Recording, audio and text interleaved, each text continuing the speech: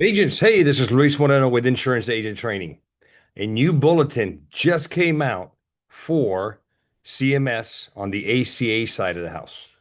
A lot of changes coming down the pipeline, a lot of uncertainties, and I'm going to try my best to interpret what this June 20th bulletin has in store for us. All right. Before I do that, guys, I need a favor. Do me a favor and give me the thumbs up. Let's share this video with all of your colleagues.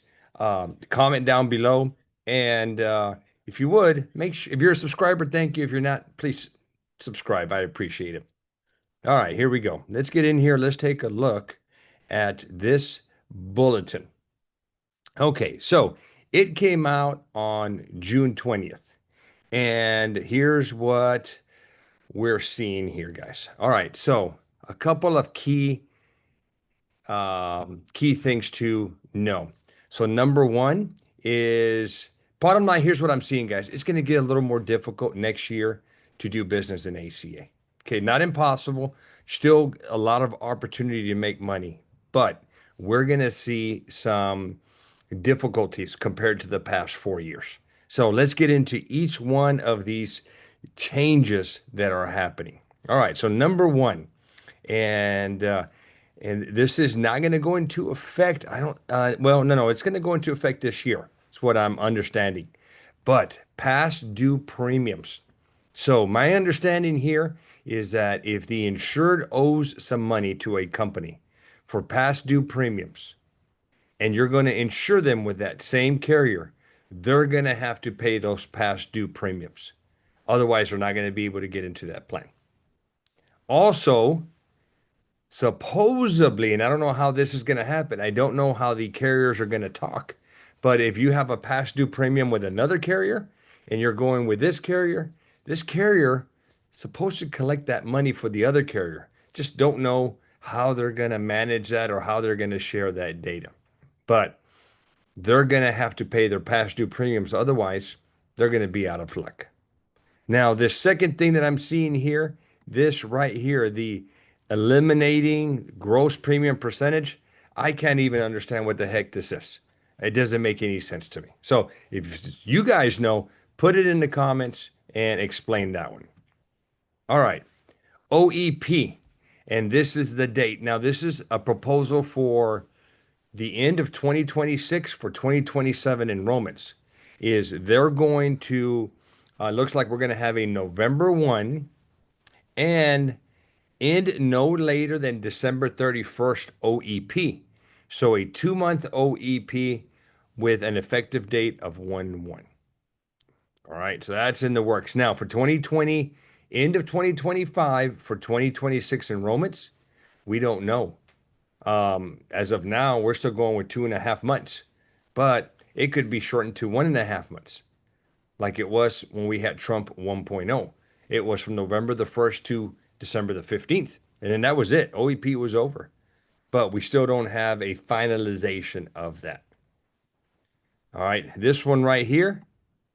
Okay. Lawfully present. What they're going to remove from that, or what they're going to amend is what is the definition of lawfully present? And they're going to exclude DACA. Okay, so we can't write them right now anyway. I think Biden tried to get them included, and so there was a short period of time where we could include them, and then they were removed. I think the courts fought it. Bottom line, DACA completely out of luck going forward. All right, failure to file and reconcile. So here's what's happening. So on this, if these people that are getting subsidies, they're getting the APTC, which is the Advanced Premium Tax Credit. What's going to happen here is if they haven't filed their return, then they're not going to be eligible for subsidies. Okay, so it's going to get a little harder. So it looks like we have a 2 month or 2 year grace, which means if they wanted subsidies, they had to file at least the 2023 or the 2022. Now it's going to be 1 year of a grace. So if I want subsidies for 2025 and I haven't done my 2024, it's going to be okay. but I for sure have to have done the 2023. So these people have to file and reconcile. They have to get that 1095, reconcile it against their taxes, and either they got too much assistance, so now they have to pay it back, or the reverse. Right now, when somebody has an eligibility, they have a 90-day requirement to submit those documents. And then they get an automatic 60-day extension where they're removing that 60-day extension. So if we don't have, they don't get their documents in time, they're going to lose their credit. Rates are going to go up, and policies are probably going to cancel. We've been hearing a lot of chatter about this thing. As of right now, we can still utilize the low income SEP, which means that they're between 100 and 150%, then you can write them all year long. Well, that's going away now. So what's happening is that it's not going away now. It is set to be removed. Income verification. So on this one is if the income is not is there's not an availability to verify the income, then we're going to have some issues. They're going to have some issues. So they're going to try to verify with IRS what their income is.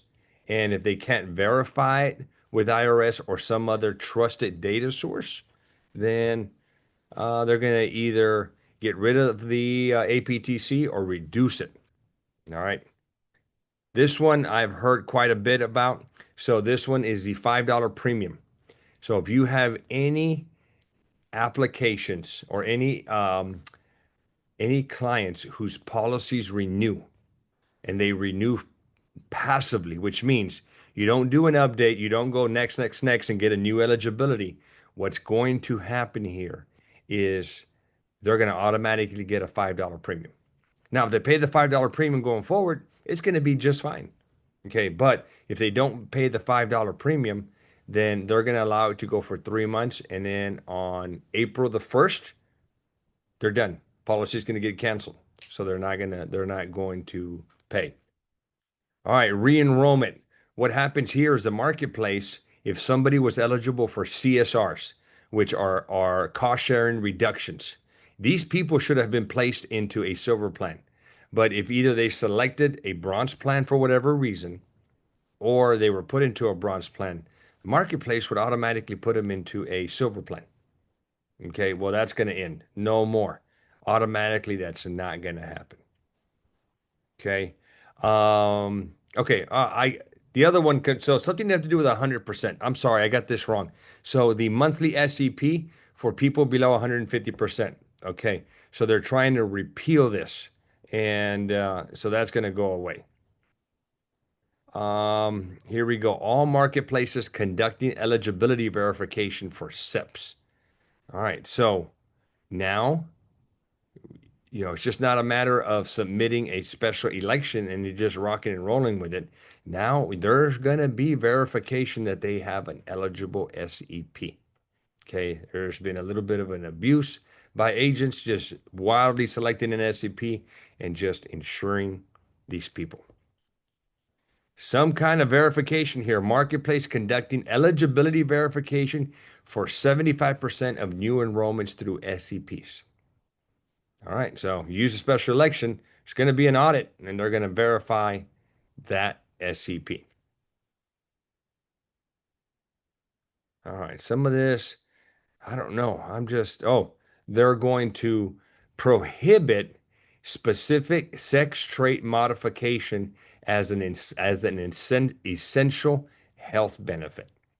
Okay, well, all right, and it is what it is. Okay, so these are some of the bigger keys. I guess the bigger features that are being produced at this point. It's still kind of business as usual. The change that has already been implemented as of right now is the loss of income verification. You can still utilize, I'm sorry, not loss of income, loss of coverage. You can still utilize loss of coverage. But under the Biden administration, we didn't have to prove it. Well, now you've got to submit documents to prove that that election is valid. So, all right, guys. I will post the link to this document. I have some free resources in there. Subscribe. We also have a newsletter. Go subscribe to that newsletter, and I will share the link to this bulletin that was put out. A couple of things to y'all as agents. Number one, if you're seeing this and you're thinking about getting into the business, I'm actively recruiting, so hit me up, guys. I'll get you all set up with the carriers. I'll train you. I'll support you, and we'll go both make some money. Secondly, if you're with somebody else, but where you're at sucks, you're not getting any training or support, but you for some reason still want to stay there, no problem. Okay, we have a community. It's a $50 per month membership, but the same kind of support and training that I do for the agents on the that are mine, I would do for the agents that are in the community. I also have smart books. I have an ACA and a Medicare smart book. It's like a manual for insurance agents. I used to walk around with a 3-inch binder with all this information in it. Well, I've condensed it. I've put it into a format where, with a table of contents, it's very useful to agents. So I have those for you. And finally, if you want to set up a one-on-one with me. Now, guys, at this stage, my time is very limited and valuable. If you guys want to set up a one-on-one conversation, if you want to talk to me, okay, and it doesn't matter what you want to talk about, okay, I've been in business for over 20, getting close to 25 years. We run a successful agency, ACA, Medicare, PNC, life. Let me know. I will put, there's a link down below in the description where you can book a half hour or an hour of my time. If you want to pick my brain for whatever it is, how to run an agency, how to hire, how to pay, how to market, how to get into the business, I'm here. But I just can't give away my time for free anymore. It's just a little too valuable and it's extremely limited. But once you book my time, I will make time for you.